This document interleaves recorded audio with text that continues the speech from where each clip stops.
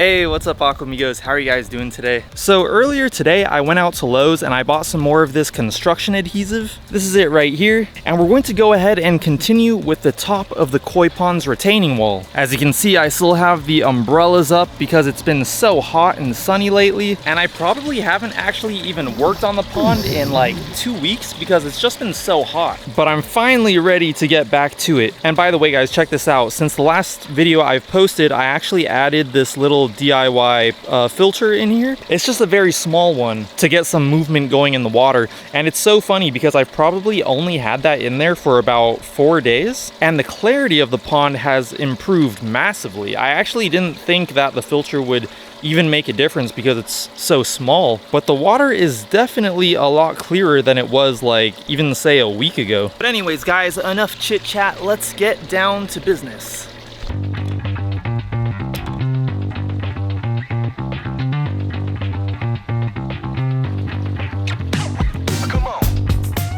Alright guys, so you're gonna see that my strategy for installing these wall toppers is I trim the underlayment, then I trim the pond liner, and then I kind of get the liner to fold or fit in a way that looks good, and then I go ahead and wipe everything down with a damp cloth to get all the dust and any other kind of debris that might be touching any of the surfaces where I will be applying the glue, because I want to make sure that that glue is sticking properly. And yeah, I just repeat that process over and over.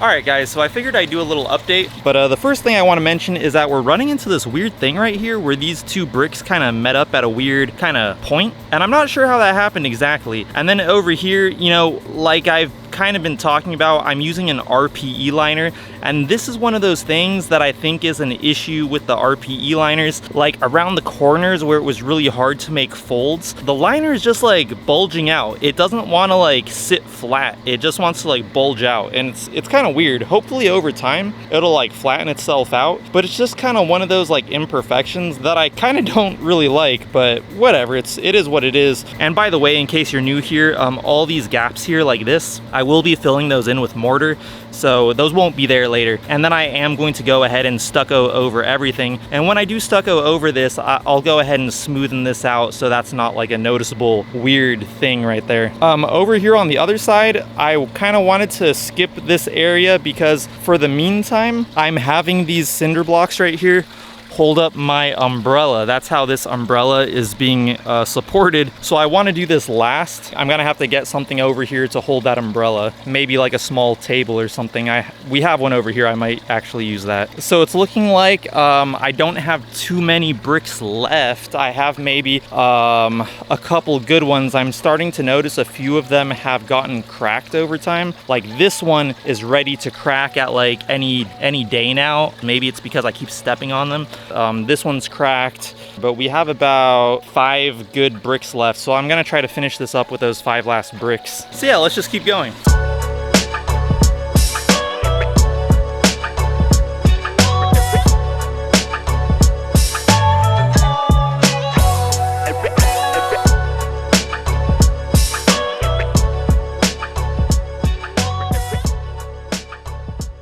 Alright guys, so I'm actually gonna call it a day right there because I have to do a work thing right now. Or not right now, but pretty soon. So I'll be back tomorrow at the same time to continue this.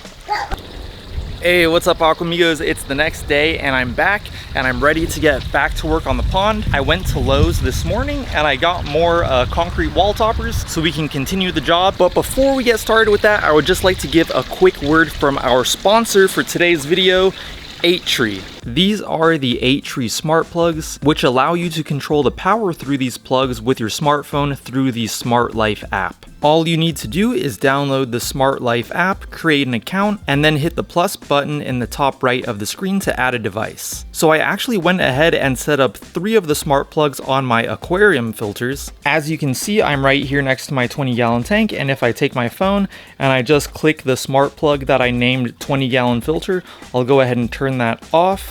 And as you can see, the aquarium filter turned off. And if I go ahead and push that button again, the aquarium filter will turn back on. This will be really cool for when I'm doing water changes. I don't have to like unplug the filter and plug it back in. I can just hit a button on my app. And if you're interested, you can buy a 4-pack of these smart plugs like I have here for $23 on Amazon. I'll go ahead and put the link in the description below. Or you can just buy one for $7, or you can buy a 2-pack for $11. So thank you so much, 8tree. Let's go ahead and continue with the pond.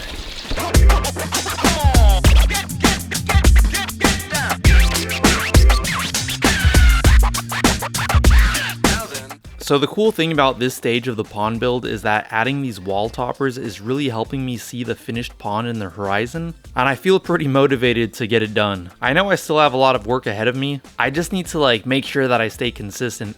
I've kind of done this thing, which I do it all the time, where I involve myself in too many different projects, and then I have no time left for any one project. But I promise I will get this done before the end of the summer.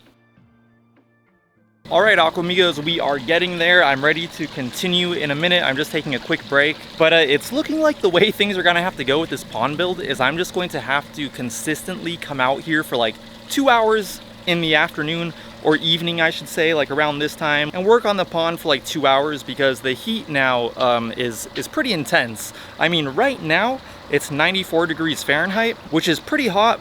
It's not like too hot to where you can't work, but any more than like say 2 hours at a time, I think I would just be like way too hot. And I'll just have to keep up that work pace until I finish the pond.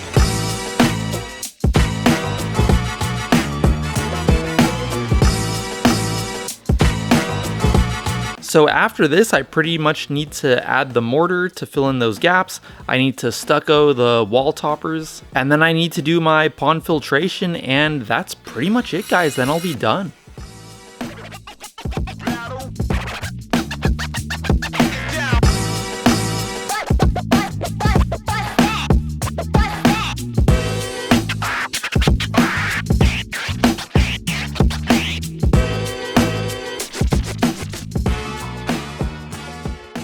All right, Aquamigos, I'm exhausted. I think I'm gonna stop there for today. I'm pretty sure I should be able to finish the wall toppers on the rest of the pond in my next video.